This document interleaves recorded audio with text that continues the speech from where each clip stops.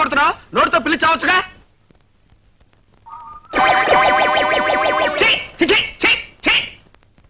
ఓరి నీ బద్దకం తగలడా? కుక్క కాలు లాగుతున్నా కాలుతో తనొచ్చుగా, నోటితో చిచి అనొచ్చుగా, పైగా గంట కొట్టి పిలవాలా? ఏ ముహూర్తాన్ని నీ కూతురు మీద తాళి పట్టు కట్టాను గానీ ముప్పావులా కట్నం ఇచ్చి ముప్పుట్లో మెక్కి చేస్తున్నావు కదరా. ఆ పగవుతున్నావేంట్రా? చిట్టి చిట్టి ఎక్కడొచ్చావే? ఏమిటండి? ఏముంది, ఓ ప్యాంటు షర్టు నా మొహాన్ని కొట్టి ఇంత పిండాకుడు పెట్టి మెడబట్టుకుని గంట ఎవరికో కోర్టు పడి తెస్తా. అబ్బా ఏమిటండి, వారం రోజుల నుంచి ఒకటే కోర్టు పిచ్చి, ఒక ముద్దు లేదు ముచ్చడం లేదు. ఆ ముద్దు ముచ్చుగా పెట్టుకుని కూర్చుంటే ఎట్లా కుదిరితే నీకు మీ నాన్నకి ఫుడ్ ఎట్లా వస్తుంది? నేను అర్జెంట్ గా సాక్ష్యం చెప్పకుండా ఒకటి చూడాలి. పని పాట లేకుండా మా నాన్న ఉన్నాడు కదండి. అరే నీకు బ్రెయిన్ ఉందే, బ్రహ్మాండమైన ఐడియా చెప్పావు. అరే కాలు తీసి పక్కన పెట్టరా. కోర్టులో సాక్ష్యం చెప్పాలరా. ఏమిస్తావు? 3000 ఇస్తాను. చెప్తా. ఏం చెప్పాలి, ఎలా చెప్పాలి? ఏం లేదురా, వెరీ సింపుల్. రేపు నిన్ను కోర్టుకు తీసుకెళ్తా. బోల్లో నిలబెట్టిన తర్వాత నీ చేత ప్రమాణం చేయించిన తర్వాత లాయర్ గారు కొన్ని ప్రశ్నలు వేస్తారు. అదే మీ మావి గారు హరికృష్ణ గారు కదండి. హరికృష్ణ గారు కాదే, ఆయన అసిస్టెంట్ చిన్ని కృష్ణ గారు. ఆయన కొన్ని ప్రశ్నలు అడుగుతారు. ఏమని? హత్య జరిగేటప్పుడు నువ్వు అక్కడే ఉన్నావా అని అడుగుతాడు. ఎస్ అను. ఇతనే హత్య చేశాడా అని అడుగుతాడు. నో అను. ఇతన్ని విడుదల చేయొచ్చా అని అడుగుతాడు. ఆల్ రైట్ అను. Yes, no, all right. అదేంట్రా డ్రైవర్ తలుపులు తీయకుండా వెళ్ళిపోయేటేంట్రా? I talk English, I open wait. అమ్మో,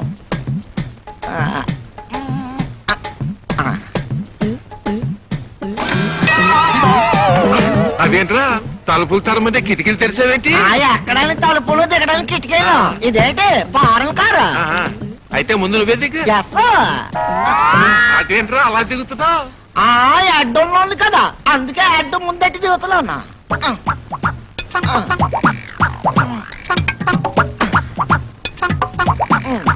అయ్యో నా అడ్డు, నా అడ్డు, నా అడ్డు. నాకు తెలుసు ఇది ఫారెన్ కార్ కాదు, మన ఇండియాదే. I talk English. Is it? మాది Krishnapuram. Are you married? I Danayya. Married అంటే దానయ్య అంటాడేంటి? How many children? చెట్లు అవి కార్లో పట్టవాళ్ళని, అరటికాయలు గుమ్మడికాయలు పట్టుకోవాలి. హౌ మెనీ చిల్డ్రన్ అంటే చెట్లు కాయలు అంటాడంటే రండి బాబు రండి. కోరి నాయన అతగాడికి ఇంగ్లీష్ అంతగా రాదు. I talk English. ఉండ ఫాలోయింగ్ మీ. ఇదేంట్రా నడిచే దారిలో వేసేసారు నలుగురు. తొక్కరా? తొక్కకూడదు, అక్కడ తొక్కితే డేంజర్ అని చెప్పడానికే ఎర్ర కొట్టేసినారు. మరి ఎట్టగరా బాబు లోపలికి వెళ్తాం? ఐ టాక్ ఇంగ్లీష్, ఇవన్నీ నాకు తెలుసు. తొక్కకుండా మోకాలతో నడిచిపోవాలా? రే మోకాల మీద నడవపోతే మనల్ని పల్లెటూరులు అనుకుంటారా బాబు? మరి పదండి.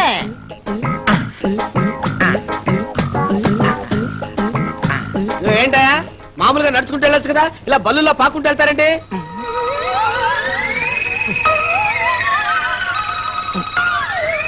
వెళ్ళొచ్చండి, కానీ మా ఊడు చిల్లర పడేసుకున్నాడండి.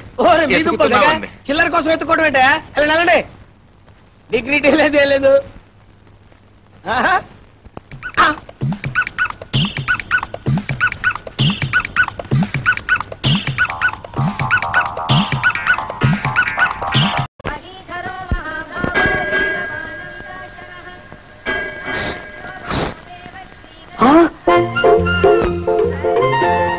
ఇదేంటమ్మా ఇక్కడికి వచ్చావు? మళ్ళీ నన్ను అలా చేద్దామనా? వెనకాల డ్రిల్ మాస్టర్ గారు ఉన్నారా? నా బాధలో నేనుంటే మీ బాధ ఒకటి. కూర్చో చెప్తాను. నీ ఇల్లు కోసం నువ్వు చేసిన అల్లరి చూశాక నీకు మంచి అడ్వైజింగ్ ఇద్దామని నా ఇంట్లో కాలింగ్ చేశాను. కుర్రాడు కదా, ఏదో మనసు కాసేపు రెపరెపలాడింది. అయిపోయింది, ఏదో అయిపోయింది. నిజంగా నీ ఇల్లు నీకు కావాలి కదూ? అవును. ఇన్ని సంవత్సరాలకు అద్దెకుంటున్న వాళ్ళని ఇల్లు ఖాళీ చేయమని అడగాలంటే ఇలా అల్లరి చేస్తే ప్రయోజనం ఉండదు. ఆ ఇంట్లో పెద్ద ఆవిడుందే తులసమ్మ గారు, ఒట్టి అమాయకురాలు. ఆవిడ కూతురు ఈడొచ్చిన ఆడపాము. వాళ్ళకి లబ్సుగా మాట్లాడుతూ ఇల్లు ఖాళీ చేయమని అడగాలి. ఆ ఇల్లు నీకు ఎంత అవసరమో చెప్పాలి. అప్పటికి పని అవ్వలేదనుకో గడ్డం పట్టుకోవాలి. ఇక చెప్పద్దు.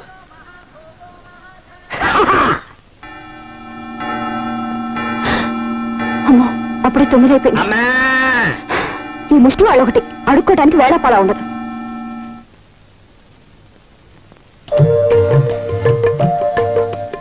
మీరా? అవునండి, నా గొంతు విని అడుక్కు తినేవాడు అనుకున్నారు కదూ. నిన్న మీ అందరి ముందు చాలా దౌర్జన్యంగా మాట్లాడానండి. రాత్రంతా చాలా బాధపడ్డాను. మీ అమ్మగారికి నా మీదేం కోపం లేదుగా? ఏమాత్రం లేదండి. చూసారా, కోపం లేదు. మా అమ్మగారు లాంటి వారే మీ అమ్మగారు కూడా. ఓ పని చేయండి, ఈ చెప్ప కొట్టివ్వండి, మీ అమ్మగారికి పలహారం ఇవ్వాలి. మా అమ్మకి ఇవేవి ఇష్టం ఉండవు. ఇష్టం ఉండదు అన్నట్టు మీరు ఎక్కడికి వెళ్తున్నారు? నమస్కారం. ఆఫీస్కే వెళ్తారులేండి. తులసమ్మ గారు, మీరెటెక్కడికి? మీ అమ్మగారితో పిచ్చాపాటి మాట్లాడుకుందామని. అక్కర్లేదు, నిన్న మీరు మాట్లాడిన మాటలు చాలు ఆవిడ జీవితాంతం గుర్తుంచుకోవటానికి. అయ్యో బాబోయ్, మీకు నా మీద కోపం ఇంకా చల్లారినట్లేదండి. అది ఎప్పటికీ చల్లారదండి. నాకు ఆఫీస్ కి టైం అయింది. ఆఫీస్కి టైం అయింది కదా, మీరు వెళ్ళండి. తులసమ్మ గారు, ఇక్కడ వ్యవహారాలని చూసేది నేను, మా అమ్మ కాదు. ఏంటమ్మా మళ్ళీ ఏదైనా నువ్వు చెంతా నా చెంతా? చూడండి అప్పారావు గారు, నిన్న అంతలా చెప్పావా? మళ్ళీ అల్లరి చేయడానికి వచ్చారు. నాకు ఆఫీస్ కి టైం అయింది, ఎలాగ నేను బయటికి పంపించండి. అదేమిటండి మంచి చెడ్డ మాట్లాడడం వస్తే అలా మొహమ్మద్ చంపేస్తావా? ఏ రకంగా అప్పారావు ఉన్నాడు, నువ్వు ఏదైనా మాట్లాడండి, ఇక్కడితో మాట్లాడు. కమాన్ రే. ఎక్స్క్యూజ్ మీ, ఒకసారి టవలిస్తారా? అవమానానికి అవమానం తీర్చుకోవాలి. ఎలాగైనా సరే నా ఇల్లు నాకు కావాలి. అరే ఏంటి ఇలా తోసుకెళ్ళి పరం కాబట్టి తోస్తున్నావా? ఏమ్మా, ఏం తల్లి, ఇల్లు ఖాళీ చేయకుండా తప్పించుకు తిరుగుదావనా? పెద్ద దర్జాగా నిలబడిన బస్సులో. అటువంటి కర్మ నాకేం పట్టలేదు. అద్దె పారేస్తున్నప్పుడు నాకేమిటి భయం? నీ బోర్డు అద్దె ఎవరు కావాలి? ముందు అర్జెంట్గా ఇల్లు ఖాళీ చేయి. చేయకపోతే ఏం చేస్తావు? ఏం చేస్తానా? రెంట్ కంట్రోల్ సెక్షన్ల ప్రకారం నువ్వు కోర్టుకెళ్ళినా 10 ఏళ్ల దాకా టికానా ఉండదని మా వీరగంధ అప్పారావు చెప్పాడు. వీరగంధం అప్పారావా, దుర్గంధం సుబ్బారావా? ఇదిగో, copy to chief minister, copy to prime నువ్వు ఎన్ని కాపీలు ఎవరికి పంపించినా వాళ్ళెవరూ నన్నేం చేయలేరు. కానీ నేను కండక్టర్ని పిలిచాననుకో, నీ పని రెంట్ కంట్రోల్ అవుతుంది. పైగా కండక్టర్ పిలిస్తే ఏం చేస్తాడు? ఏంటి ఆడపిల్ల తాలరే? అల్లరేంటయ్యా? అలా చేయాల్సిన కదా నాకేంటి? నేను హౌస్ ఓనర్ని, ఆవిడ ఆత్రాలు అద్దె కట్టి ఇంట్లో ఉంటాను అమ్మాయి. అయితే గొడవ చేయాలా? గొడవ ఏంటయ్యా? ఇల్లు ఖాళీ చేయకపోతే అనర్థాలు జరిగిపోతాయి. గొప్ప వీరుడు బయలుదేరాడండి. నేను వీరున్నారా? రా అంటావా?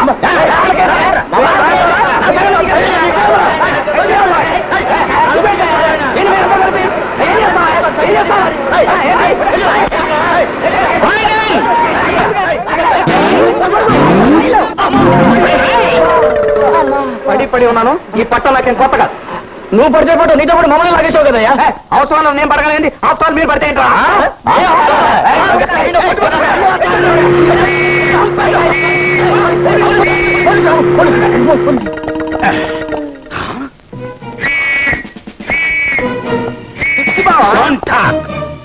Constables, yes sir. దేశం చాలా క్లిష్ట పరిస్థితుల్లో ఉంది. లెఫ్ట్ నుంచి చైనా, రైట్ నుంచి పాకిస్తాన్, ఫ్రంట్ నుంచి వరదలు, బ్యాక్ నుంచి కరువులు మన దేశాన్ని పట్టి పీడిస్తున్నాయి. ఇలాంటి విషమ పరిస్థితుల్లో రోడ్డు పక్కన ఫైటింగ్ చేస్తావా? అది కాదు బాబా, నేను అల్లిపిల్లి ఆంజనేయుల్ని. సార్, బ్యాక్ కాదు, ఫ్రంట్ ఎక్కువ. తెలుసు.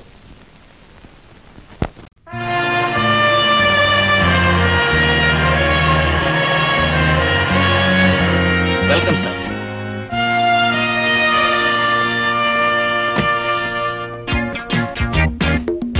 వీళ్ళు కలకత్తా నుంచి వచ్చిన బెంగాలీ దంపతులు, Mr Vinay Ghosh and Mrs Vichitra Sen.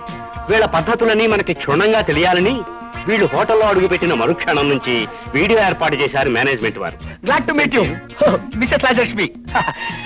501 please.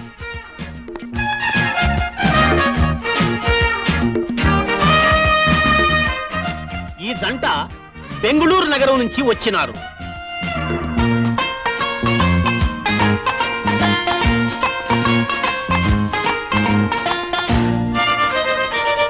సమాన భారాభిరుచి అంటే అది. విశాఖపట్నం నుంచి వచ్చిన couple. Sorry sir, very sorry. Oh, you are Mr Manohar. Nice to see you. I know you Mrs Manohar. 601. Take the luggage. Thank you. పూజ సామాన్. పూజ సామాన్లు. Don't touch.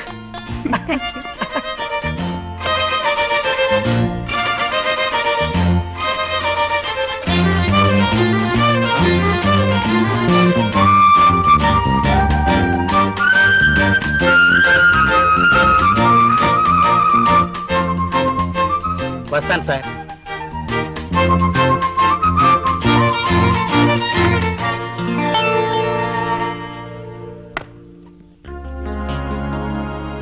అయ్యయ్యో, ఏమిటండి ఇదంతా?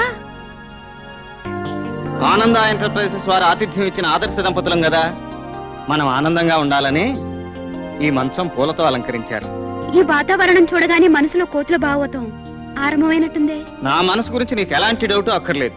నీ మనసుతో నా మనసులోకి చూసావనుకో, డెట్టాలతో కడిగి లక్స్ సోప్తో తోమి హార్న్ సెంట్ కొట్టిన పవిత్రమైన మనసు కనిపిస్తుంది. చూస్తావా? అయ్యో, ఆగండి ఆగండి. హనుమంతుడు గుండెల్ని చేల్చి రాముడిని చూపించినట్టు మీరు అస్తమానం గుండెలు విప్పి మీ హృదయాన్ని చూపించనక్కర్లేదు. నేను వచ్చింది డబ్బు కోసమేనండి. నేను వచ్చింది ఆ డబ్బు కోసమే, మంచాల కోసం కాదు. అయితే మంచాలు విడదీద్దాం, పట్టండి. పట్టు పట్టు.